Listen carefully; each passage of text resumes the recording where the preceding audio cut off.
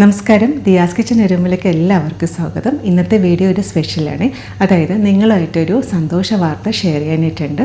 നമ്മുടെ ഈ channel 100K subscribers cross ആയിട്ടുണ്ട്. അതുകൊണ്ട് തന്നെ യൂട്യൂബിൻ്റെ ഒരു ചെറിയൊരു പുരസ്കാരം തന്നിട്ടുണ്ട് കേട്ടോ. അതായത് സിൽവർ പ്ലേ ബട്ടൺ എൻ്റെ കയ്യിലിരിക്കുന്നുണ്ട്. ഇത് കിട്ടിയപ്പോൾ ഭയങ്കര സന്തോഷമാണ്. ശരിക്കും പറഞ്ഞാൽ യൂട്യൂബ് ഉള്ള ആൾക്കാർ അല്ലെങ്കിൽ യൂട്യൂബ് പുതുതായിട്ട് സ്റ്റാർട്ട് ചെയ്യുന്ന ആൾക്കാർക്കൊക്കെ വളരെ ഒരു ഡ്രീമാണ് ഈ ഒരു 100K സബ്സ്ക്രൈബേഴ്സ് ക്രോസ് ചെയ്ത് പ്ലേ ബട്ടൺ കിട്ടണം എന്നുള്ളത്. നമ്മൾ യൂട്യൂബ് സ്റ്റാർട്ട് ചെയ്യുമ്പോൾ ആദ്യത്തെ ഒരു ക്രൈറ്റീരിയ എന്നുള്ളത് 1000 സബ്സ്ക്രൈബേഴ്സ് ആകണം, പിന്നെ 10,000, പിന്നെ 1 lakh, ഇനി 1 million ആണ്. 1 million എടുക്കാനായിട്ട് ഒത്തിരി സമയം എടുക്കും. എന്തായാലും ഈ ഒരു പുരസ്കാരം കിട്ടിയതിൻ്റെ മുന്നിൽ നിങ്ങളുടെ ഓരോരുത്തരുടെയും സപ്പോർട്ടുണ്ട്. പ്രത്യേകിച്ച് എടുത്ത് പറയാനുള്ളതെന്ന് വെച്ചാൽ, ശരിക്കും പറഞ്ഞാൽ യൂട്യൂബ് തുടങ്ങാനുള്ളൊരു ഐഡിയ തന്നത് ബ്രദറാണ്. കാരണം എനിക്ക് കുക്കിംഗ് വളരെ ഇഷ്ടമുള്ള ആളാട്ടോ. പിന്നെ എനിക്കൊരു കോൺഫിഡൻസ് ഇല്ലായിരുന്നു.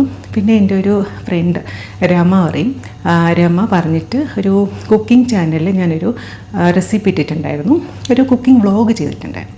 അപ്പോൾ അത് കണ്ടിട്ട് നല്ല റിവ്യൂസാണ് കിട്ടിയത്. അപ്പം എന്നെക്കൊണ്ട് ഇത് ചെയ്യാൻ പറ്റും എന്നുള്ളൊരു കോൺഫിഡൻസ് എനിക്ക് കിട്ടി. അങ്ങനെയാണ് യൂട്യൂബ് ചാനൽ സ്റ്റാർട്ട് ചെയ്തിട്ട് എനിക്ക് തോന്നുന്നൊരു 4-5 years ആയിട്ടുണ്ട്.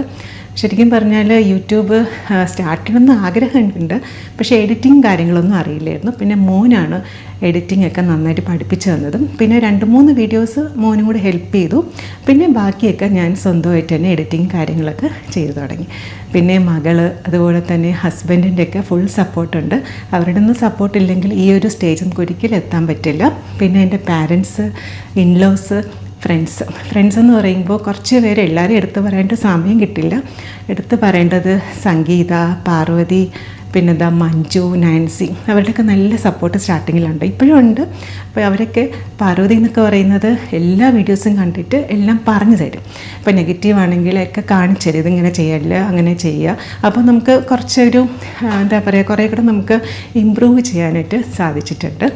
പിന്നെ എടുത്ത് പറയേണ്ട കാര്യമെന്ന് വെച്ചാൽ, ഓരോ വീഡിയോസ് ഇട്ടിട്ട് കണ്ടു കഴിഞ്ഞിട്ട് ദിയ എന്ന് പറഞ്ഞിട്ട് ഒത്തിരി സ്നേഹത്തോടുള്ള മെസ്സേജ് ചെയ്യാറുണ്ട് കേട്ടോ. അങ്ങനെ ചെയ്യുന്ന എല്ലാവർക്കും വളരെയധികം താങ്ക്സ് ഉണ്ട്. എടുത്ത് പറയാൻ പറ്റില്ല, കാരണം ആ ഒരു ടൈം നമുക്കുണ്ടാവില്ലല്ലോ, അതുകൊണ്ടാട്ടോ. പിന്നെ എടുത്ത് പറയേണ്ടതെന്ന് വെച്ചാൽ, ചില റെസിപ്പീസ് കണ്ടിട്ട് ഫസ്റ്റ് ടൈം ചെയ്യുന്ന കുട്ടികളുണ്ടല്ലോ, അപ്പോൾ അവരുടെ ചേച്ചി ഇത് ചെയ്തു, എനിക്ക് നല്ലൊരു ഫീഡ്ബാക്ക് കിട്ടി എന്ന് പറഞ്ഞ് മെസ്സേജ് അയക്കുന്ന കുറേ കുട്ടികളുണ്ട്. ശരിക്കും പറഞ്ഞാൽ അവരുടെയൊക്കെ ആ ഒരു ഒരു ഫീഡ്ബാക്ക് കിട്ടുമ്പോൾ വളരെ ഒരു പോസിറ്റിവിറ്റി തന്നെയാണുള്ളത്. അപ്പോൾ അങ്ങോട്ടും നിങ്ങളുടെ സപ്പോർട്ട് ഞാൻ പ്രതീക്ഷിക്കുന്നു. ഞാൻ ഇത്രയും പറഞ്ഞ് നിങ്ങളെ ബോറടിപ്പിച്ചിട്ടുണ്ടോ? അപ്പോൾ ഞാൻ വെച്ചാൽ ബ്ലോഗായിട്ട് എടുക്കാമെന്ന്, പക്ഷേ ഞാൻ വെച്ചാൽ ഇങ്ങനെ ഒരു റെസിപ്പിയുടെ കൂടെ തന്നെ ചെയ്യാമെന്ന് വിചാരിച്ചു. എന്തായാലും അപ്പോൾ ഇന്ന് ഞാൻ ഒരു സന്തോഷമായതുകൊണ്ട് തന്നെ ഇന്നത്തെ റെസിപ്പി ഒരു മധുരമാണ്.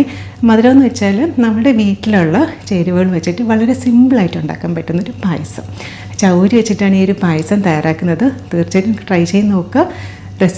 റെസിപ്പീസൊക്കെ ഇഷ്ടപ്പെടുകയാണെങ്കിൽ തീർച്ചയായിട്ടും ഒന്ന് ഷെയറും ലൈക്കും ഒന്ന് സബ്സ്ക്രൈബും ചെയ്യാൻ സപ്പോർട്ട് ചെയ്തേക്കണേ. എങ്ങനെ തയ്യാറാക്കാൻ കണ്ടു നോക്കാം. അതിനായി ചൗരി എടുത്തിട്ടുണ്ട്. ഇത് 250 ml കപ്പിൽ 1/2 കപ്പാണ് എടുത്തേക്കുന്നത്. 1/2 കപ്പിൽ 1/4 ഭാഗം ചൗരി എടുത്തിട്ടുണ്ട്. ഇത് ഇംഗ്ലീഷിൽ സാഗോ അല്ലെങ്കിൽ സാബൂദാന എന്ന് പറയും. ഇനി ഇതൊരു ബൗളിലോട്ട് ഇട്ട് കൊടുക്കാം.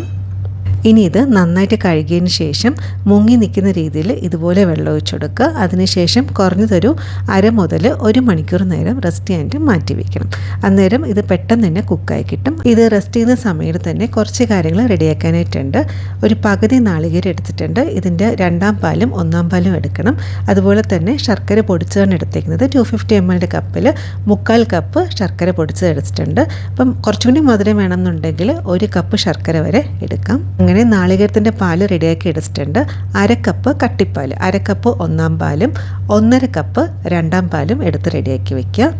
ഇനി അടുത്തായിട്ട് ശർക്കര ഒന്ന് ഉരുക്കിയെടുക്കണം. അതിന് വേണ്ടിയിട്ടൊരു സോസ് പാനിലോട്ട് പൊടിച്ച ശർക്കരയും 1/2 കപ്പ് വെള്ളം കൊണ്ട് ഒഴിച്ചിട്ട് നന്നായിട്ടൊന്ന് തിളപ്പിച്ചെടുക്കുക. കട്ടി ശർക്കരയാണെന്നുണ്ടെങ്കിൽ 2 എടുക്കാം. മധുരം കുറവാണെങ്കിൽ വേണമെങ്കിൽ കുറച്ചുകൂടി നമുക്ക് പിന്നെ ചേർക്കാം. ശർക്കര നന്നായിട്ടും തിളച്ച് വന്നിട്ടുണ്ട്. ഇതൊന്ന് മാറ്റി വയ്ക്കാം. ചൗരി കുതിരാൻ വെച്ചിട്ട് ഇപ്പോൾ 1 മണിക്കൂറായിട്ടുണ്ട്. 1 മണിക്കൂറിൽ കൂടുതൽ വെച്ചാലും കുഴപ്പമൊന്നുമില്ല. ഇപ്പോൾ നമുക്ക് ചൗരി നന്നായിട്ടൊന്ന് സോഫ്റ്റായിട്ട് കിട്ടിയിട്ടുണ്ട്.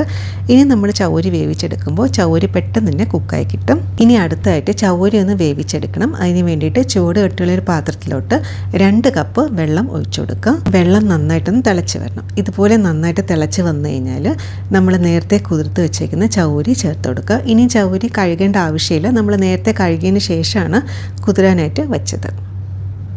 നമ്മൾ ചൗരി എടുക്കുമ്പോൾ കഴിയുന്നതും ചെറിയ ചൗരി ആണെങ്കിൽ കുറച്ചും കൂടി ടേസ്റ്റി ആയിരിക്കും. ഞാനിപ്പോൾ എടുത്തേക്കുന്നത് രണ്ടും കൂടി മിക്സാണ്. വലുതും ചെറുതും എടുത്തിട്ടുണ്ട്. ഈ ചൗരി നന്നായിട്ടൊന്ന് വേവിച്ചെടുക്കണം. ഇത് കുതിർത്ത് വെച്ച ചൗരി ആയതുകൊണ്ട് തന്നെ അധികം സമയം എടുക്കില്ല. മാക്സിമം ഒരു 10 മുതൽ 12 മിനിറ്റ് ആകുമ്പോൾ ചൗരി നന്നായിട്ടൊന്ന് വെന്ത് കിട്ടും.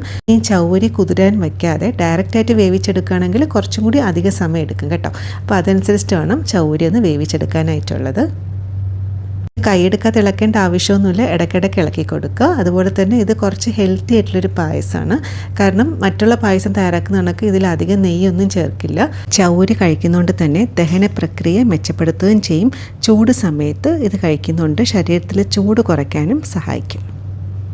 ഇപ്പോൾ ചൗരി വേഗം വെച്ചിട്ട് അറൗണ്ട് ഒരു 10 മുതൽ 12 മിനിറ്റ് ആയിട്ടുണ്ട്. ഇതുപോലെ ട്രാൻസ്പെറൻ്റ് ആയിട്ട് വന്നു കഴിഞ്ഞാൽ ചൗരി പാകത്തിന് കുക്കായി കിട്ടി എന്നുള്ളതാണ്. ഇനി ഇതിലോട്ട് നമ്മൾ റെഡിയാക്കി വെച്ചിരിക്കുന്ന ശർക്കര അരിച്ച് ഒഴിച്ചു കൊടുക്കുക. ഇനി ചൗരിയും ശർക്കരയും കൂടി നന്നായിട്ടൊന്ന് യോജിച്ച് കിട്ടണം. അതിന് വേണ്ടിയിട്ട് ഒരു മീഡിയം ഫ്ലെയിമിൽ 10 മിനിറ്റ് എങ്കിലും ഒന്ന് തിളപ്പിച്ചെടുക്കുക. ഇനി ഒരു കാര്യം പ്രത്യേകം ശ്രദ്ധിക്കുകയാണെന്ന് വെച്ചാൽ ചൗരി നന്നായിട്ടൊന്ന് കുക്കായതിന് ശേഷം മാത്രമേ ശർക്കര ചേർക്കാവൂ. ശർക്കര ചേർത്ത് കഴിഞ്ഞാൽ പിന്നെ ചൗരി വേഗില്ല. ചൗരി കുറച്ചും കൂടി സ്ട്രോങ് ആവുകയാണ് ചെയ്യുന്നത്. അങ്ങനത്തെ ശർക്കരയും കൂടെ ചേർത്ത് കഴിഞ്ഞിട്ട് ഒരു 10 മിനിറ്റ് ആയിട്ടുണ്ട്. മുന്നത്തെ കാട്ടിലും കുറച്ചും കൂടി ഒന്ന് കുറുകി വന്നിട്ടുണ്ട്. ഈ ഒരു സ്റ്റേജ് എത്തണം. ഇനി ഇതിലോട്ട് നമുക്ക് 2ാം പാല് ചേർത്ത് കൊടുക്കാം. 1.5 കപ്പ് 2ാം പാലാണ് ചേർക്കുന്നത്. 2ാം പാലും കൂടി ചേർത്ത് കഴിഞ്ഞാൽ നന്നായിട്ടൊന്ന് മിക്സാക്കി കൊടുക്കുക. ഇനി ഇവ മൂന്നും, അതായത് ശർക്കരയും ചൗരിയും 2ാം പാലും കൂടി നന്നായിട്ടൊന്ന് യോജിച്ച് കിട്ടണം. അതായത് ഈ ഒരു കൺസിസ്റ്റൻസിനെക്കാട്ടിലും കുറച്ചും കൂടി ഒന്ന് കട്ടിയായിട്ട് വരണം. അതുകൊണ്ട് തന്നെ ഫ്ലെയിം ഒന്ന് മീഡിയത്തിലാക്കി വയ്ക്കുക. മീഡിയത്തിനെക്കാട്ടിലും കുറച്ചുകൂടി ഒന്ന് ഹൈ ആക്കി വെച്ചാലും കുഴപ്പമൊന്നുമില്ല. ഒത്തിരി അങ്ങ് കൂട്ടി വയ്ക്കല്ലേ. 2ാം പാല് ചേർത്ത് കഴിഞ്ഞിട്ട് ഇപ്പോൾ ഒരു 5 മുതൽ 6 മിനിറ്റ് ആയിട്ടുണ്ട്. ഫ്ലെയിം ഇതുപോലെ കുറച്ച് കൂട്ടി വെച്ച് കഴിഞ്ഞാൽ പെട്ടെന്ന് തന്നെ കുറുകി കിട്ടും. പിന്നെ വേറൊരു കാര്യം പ്രത്യേകം ശ്രദ്ധിക്കാനുള്ളതെന്ന് വെച്ചാൽ ചൗരി തണുക്കുമ്പോൾ കുറച്ചും കൂടി ഒന്ന് കുറുകി കിട്ടും. അപ്പോൾ അതനുസരിച്ചിട്ട് വേണം 2ാം പാല് ചേർക്കാനായിട്ടുള്ളത്. ഈ ഒരു അളവിൽ ചേർക്കണമെന്നുണ്ടെങ്കിൽ പാകത്തിനുള്ള ഒരു കൺസിസ്റ്റൻസി കിട്ടും. ഇതുപോലെ ചെറുതായിട്ടൊന്ന് കുറുകി വന്നു കഴിഞ്ഞാൽ നമുക്കിനി 1ാം പാലാണ് ചേർക്കാനായിട്ടുള്ളത്. അതിന് മുന്നേ 1-2 കാര്യങ്ങൾ ചേർക്കാനായിട്ടുണ്ട്.